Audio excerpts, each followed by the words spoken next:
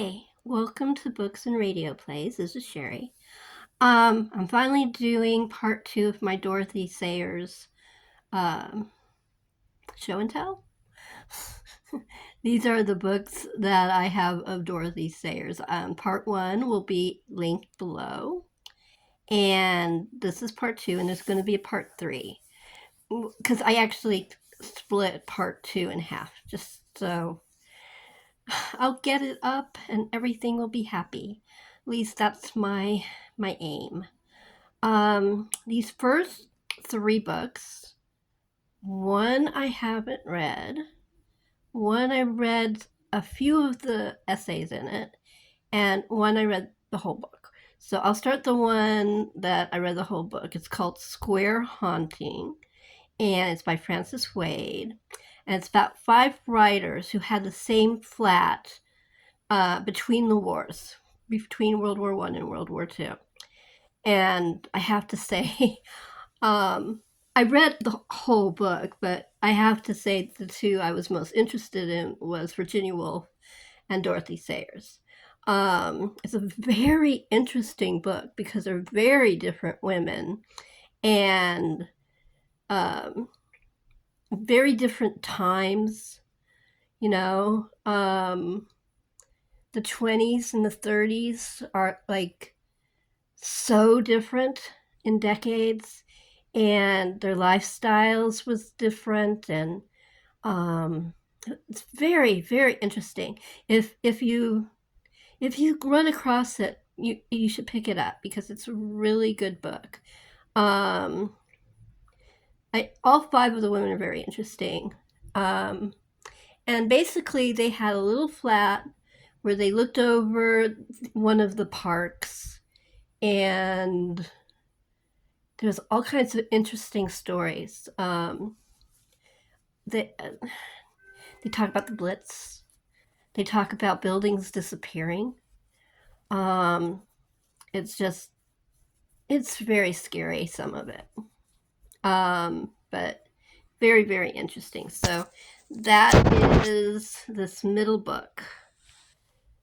And Virginia Woolf is in the little circle on the right hand side, and Dorothy Sayers, I think Dorothy Sayers is the one to the left, but I'm not sure. Because when you go inside, they don't actually, if I remember right, they actually don't have the names of the people that, which thing is which cover. I just recognize Virginia Woolf.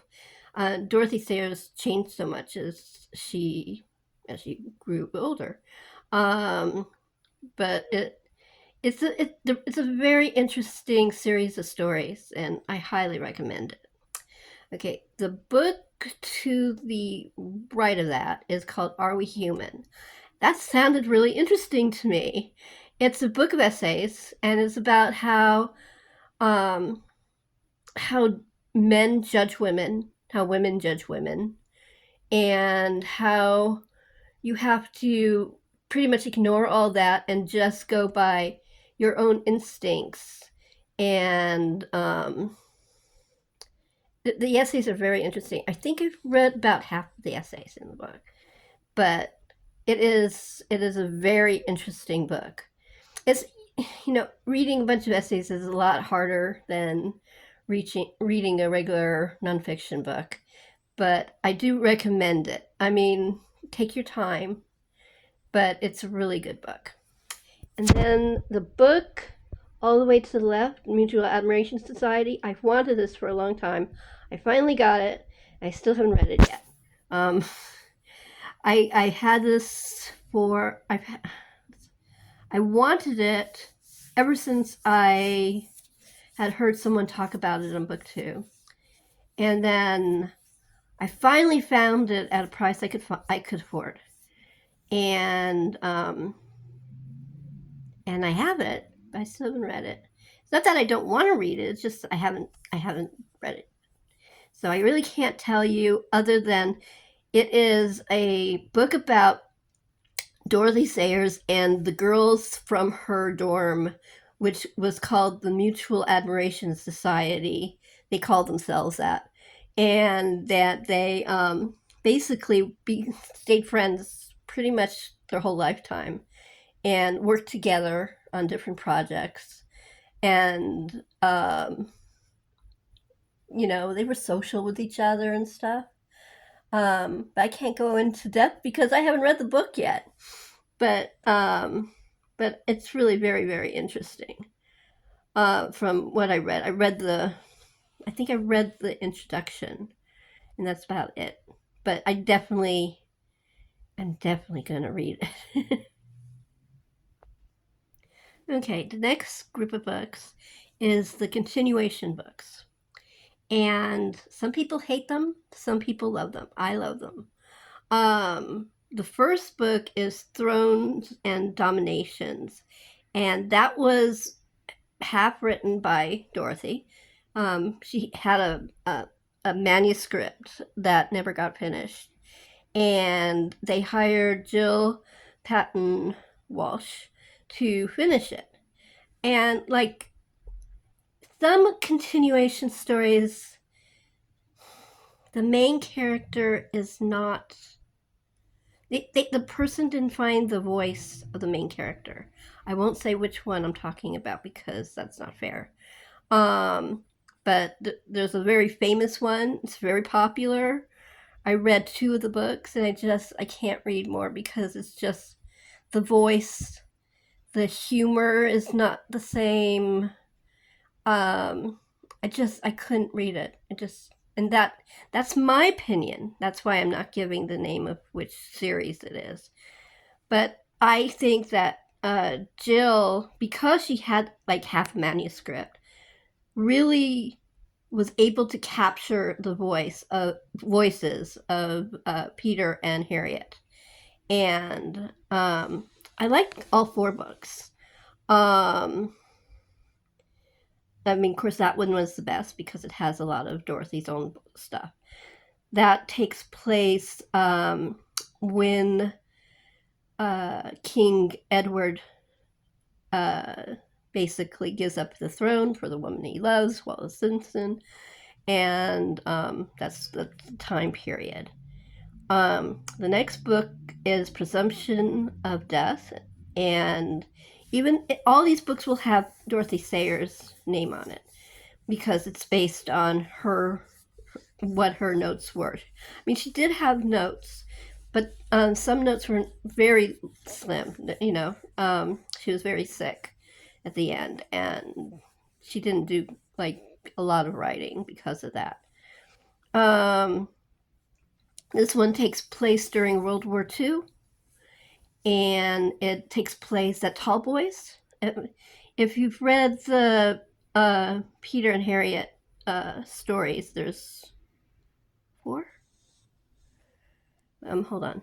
Strong Poison, Have His Carcass, Gaudy Night, and Busman's Honey. Yeah, 4 of them. You know about Tallboys because Tallboys is their house in the country, and it's very important, and it had a really great introduction in Busman's Honeymoon, which was a play, by the way, and that was co-written by one of the ladies from the Mutual Admiration Society. I just want to put that little plug in there. But this book is really interesting. It gives rationing and almost some people. I mean, when you were in the country, they basically shared stuff, even though some of the stuff they shared was illegal. Like, there was like a thing where about slaughtering a pig from the farm, instead of going through the usual government channels, basically, because people were starving in the village, they rationed it. They themselves. They cut it up and they gave bits of the pig to each of the people in the village so no one would go hungry. Sorry about the siren. I live near a senior citizen home, and we get them all the time, so it's just part of what it is. But this is a really good book. I really enjoyed it. Hold on just one second. Let me remove the books in front so you can see the other two. Okay. So the next book is The Attenbury Emeralds. I really like this one. It takes place during the war. Well, it takes place in different time. It takes place during and after the war. And the part that is actually about the Attenbury Emeralds is during the war. And the parts that are gluing it together are after the war. It's a really good book. The last one is The Late Scholar. And this is about someone who was a professor who was working on a book series and he's killed. No, I'm sorry, she's killed. And I gotta say, of the 4 books, this is the one I like the least. I just, she kind of lost it. It wasn't, I don't know. I mean, sometimes she lost their voices. She really did. And it's a shame. But yeah, these are the 4. There was supposed to be a 5th one. I'm sorry, that that was my very, very pale leg. What was I saying? Oh yeah, it's just it's off. It's not as good as the other 3. So, and this is my opinion. Other people may have read it and absolutely loved it. I just am not one of them. So, this is my little selection of this section of my Dorothy Sayers collection. So, the next one will be short stories and short story collections and I forgot what they call it. It's where they have several of the books in one book, and a book that's really really different that I had a buddy read of, and that's the last part of this Dorothy Sayers tour. I mean, it was really long between these, so I'm just I'm just glad that I'm doing it and that I get to share it with you, and I hope you enjoy it. And please, if you comment or like, if you don't want to comment, how about, let's see,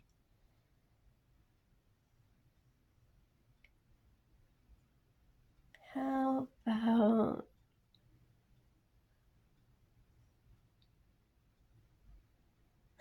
it's really, I can't think of a good emoji. I'm trying to think.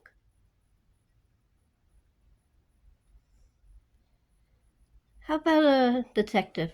You know, since it is about Lord Peter and Harriet are both detectives in a way, even though Harriet's a writer who helps out in murder mystery detection. Peter's a detective. Um, so, how about a little detective? Also, I just learned about this. There's this, if you're on your phone, you can hit a hype button, and that will help me get a little bit more notice.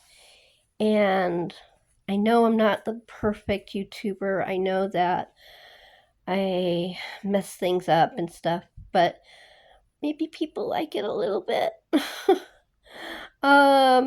And I'd like to get some more people following if possible, subscribing.